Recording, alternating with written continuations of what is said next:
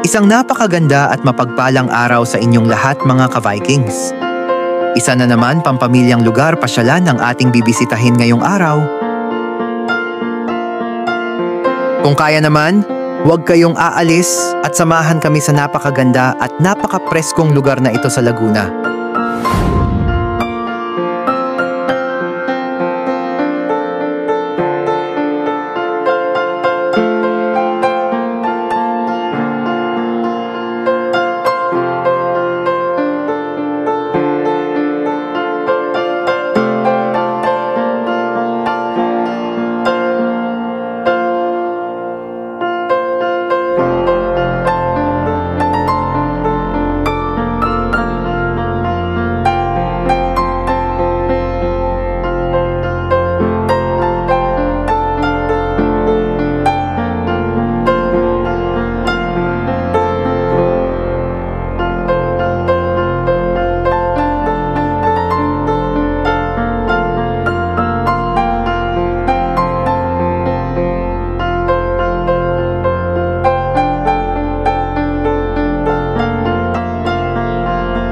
Welcome to Hacienda Antonia, ang pinakabagong resort in Palasan, Santa Cruz, Laguna.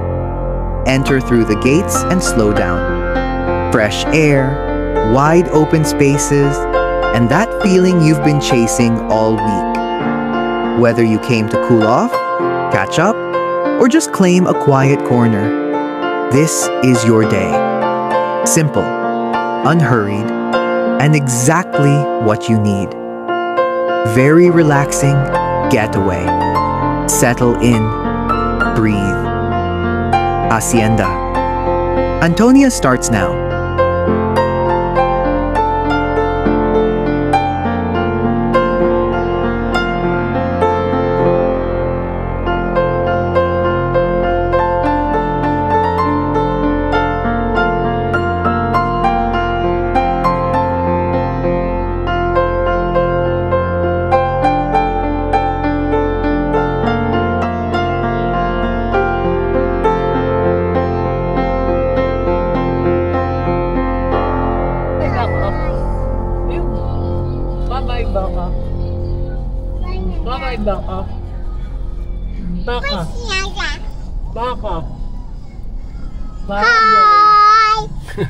Baboy. Papunta na sa Hacienda Antonia, Palasan, Santa Cruz, Laguna. Rice fields sa magkabilang gilid, tanawang bundok, preskong simoy ng hangin, 10 minutes drive from the main road. Hindi yan kasya. Diyan tayo sa labas na lang.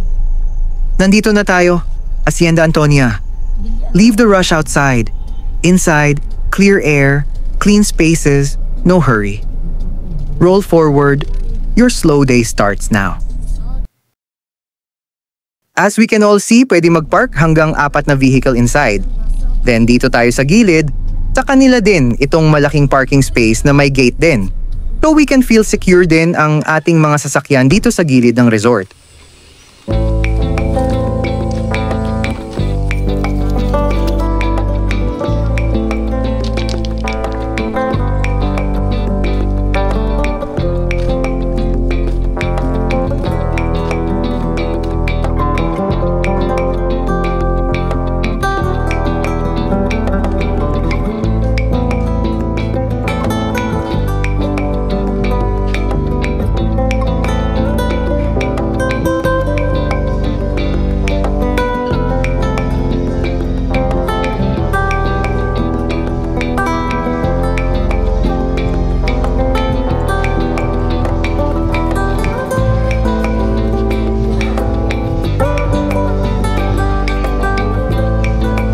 Pag-enter pa lang ng main gate, ramdam mo agad yung hangin, presko, tahimik, parang ibang mundo ang vibe.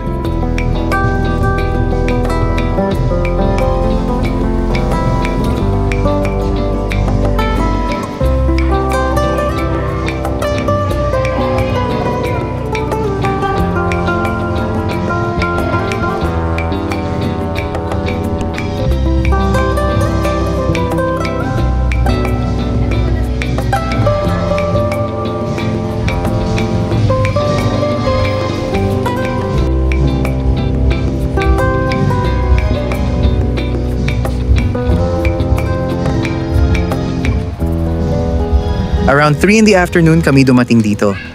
Medyo mataas pa ang sikat ng araw.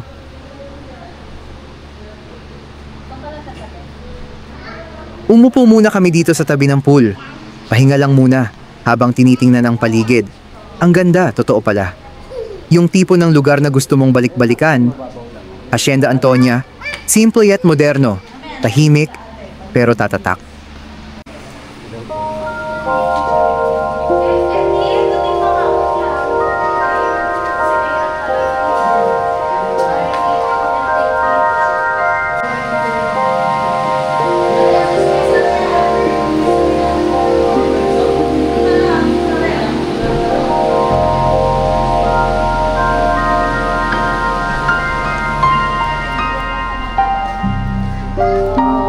Check naman natin ang loob, tara samahan niyo ako.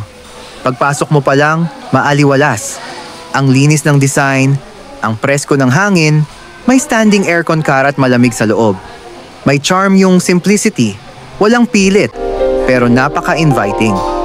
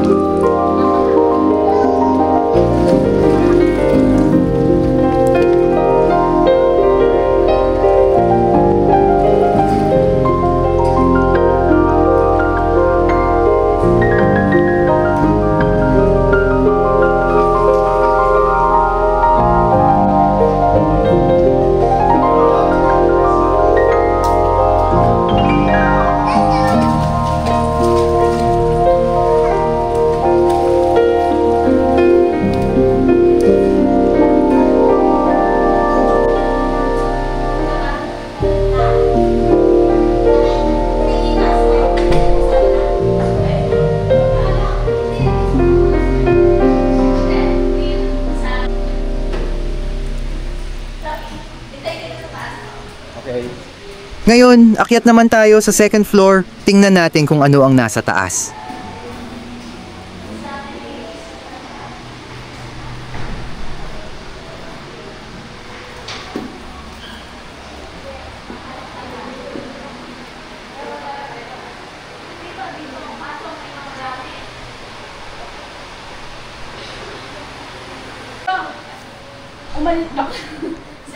Okay lang. Una nating tingnan ay itong master's bedroom. May 2 queen-size bed, malamig ang aircon, at overlooking sa poolside na veranda.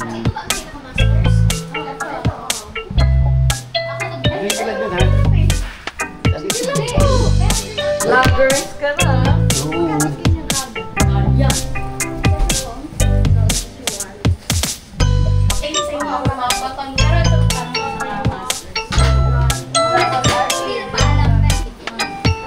So beautiful, yes. Oh, ang ganda pa ng ating model. Model ka pa. Dito sa second floor, presko, maaliwalas, at perfect spot para sa morning kape. May massage chair, toys corner, para malibang mga kids. Sarap siguro tumambay dito. Grabe. Tapos may mga toys pa ng bata. Grabe naman dito. Then proceed tayo sa kabilang room. Owner lang. Owner lang. So hindi tayo pwede dyan. Family room. Master. Yung family room. Wow. 2. Naging content din dito. Oo nga. Ayos pa rin pag-invite ko kay tita. Correct. Ikaw may-ari nito. Hindi mo sinasabi sa akin. At dito sa family, or I would say barkada room, pwede matulog kahit 12 katao. Maluwag, malamig, at malinis, ang bango pa. Okay naman siya. Tapos same lang to. Same lang, meron din dyan. So, one, ang daming. Tom, bala na. Baka gusto kong mag-ano. Okay ka to.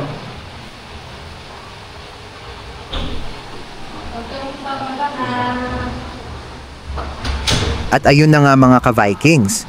Bali 3 room yung nakita natin. Bukod yung isang malaki din na room sa ibaba sa harap ng pool, barkada room din yon kasi may mga double bed akong nakita.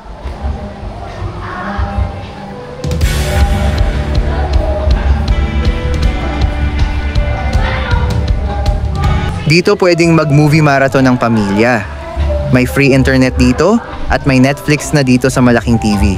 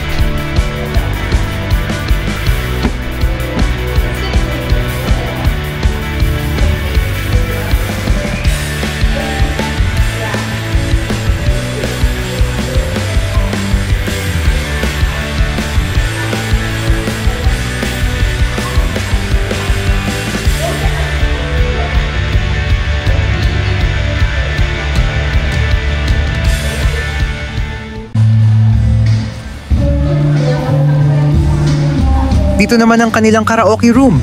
Ganda ng sounds ng karaoke na ito, guys.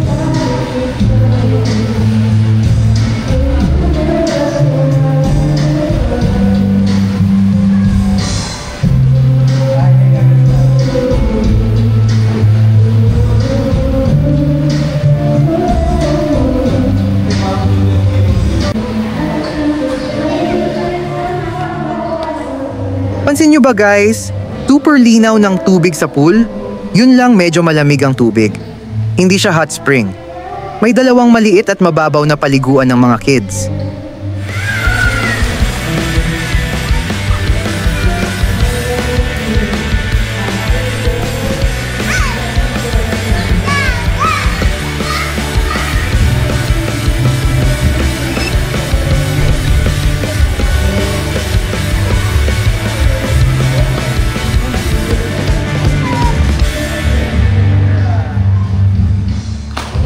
Ito naman guys ay isa pang room sa ibaba. Hindi na ako nakapasok kasi nagpahinga na yung mga kasama ko, siguro 6 hanggang 8. Pwede matulog dito.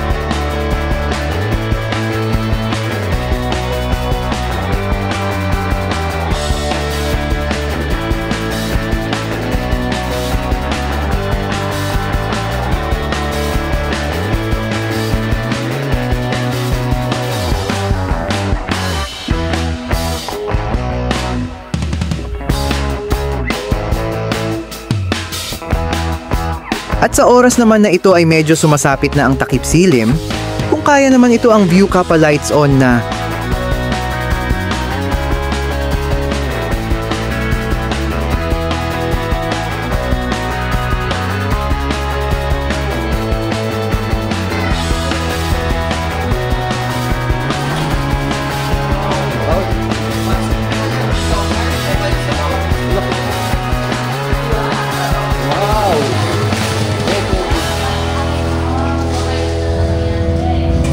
Ano pong pangalan sa YouTube? Subscribe po. Kasi ano,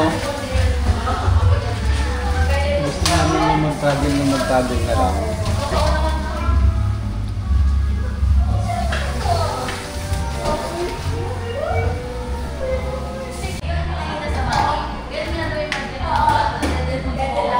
Ayun, hindi na ako Pag sa YouTube, ano? Hindi na ako nag-raise. Hindi, kasi gusto ko.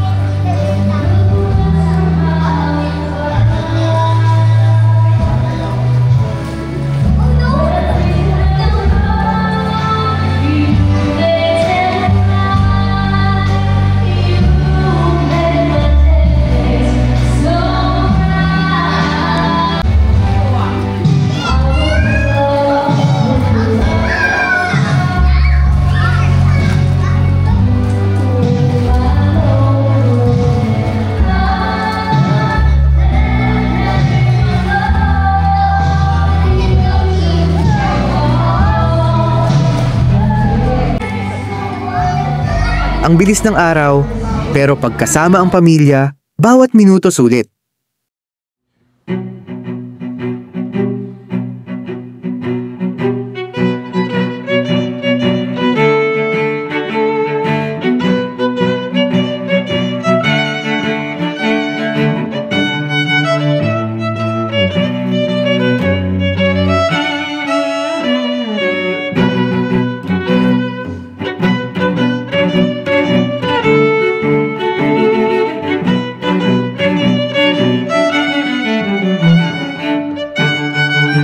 Dito sa part na ito guys ng pool, matutuwa ang mga kids, kayang-kaya nila magtampisaw.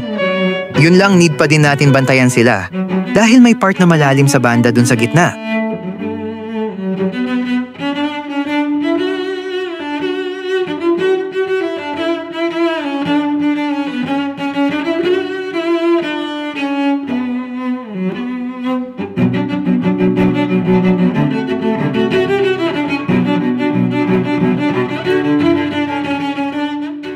Dito sa Hacienda Antonia, kahit simpleng lugar, ramdam mo yung peace na matagal mo nang hinahanap. Wala munang cellphone, walang deadline, walang ingay. Tawa lang, kwento, at yung presensya ng isa't isa.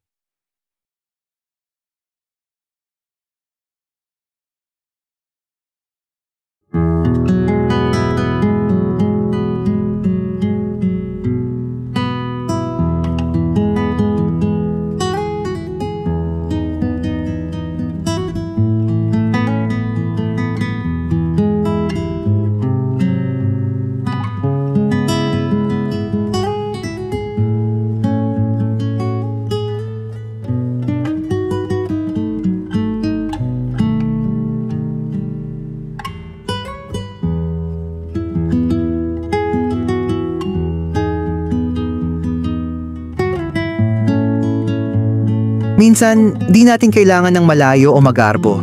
Kailangan lang nating bumalik sa mga ganitong sandali, yung simpleng magkasama, buo ang pamilya.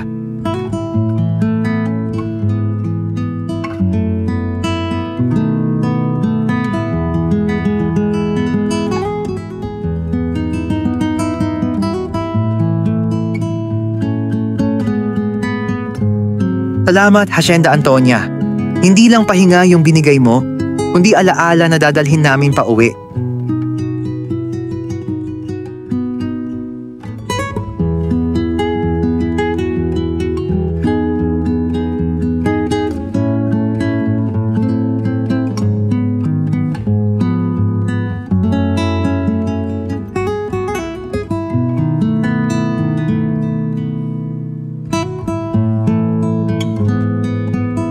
Hacienda Antonia, kung saan ang pahinga, nagiging kwento ng pamilya. The sun sets, the laughter fades, but the peace you found here stays with you.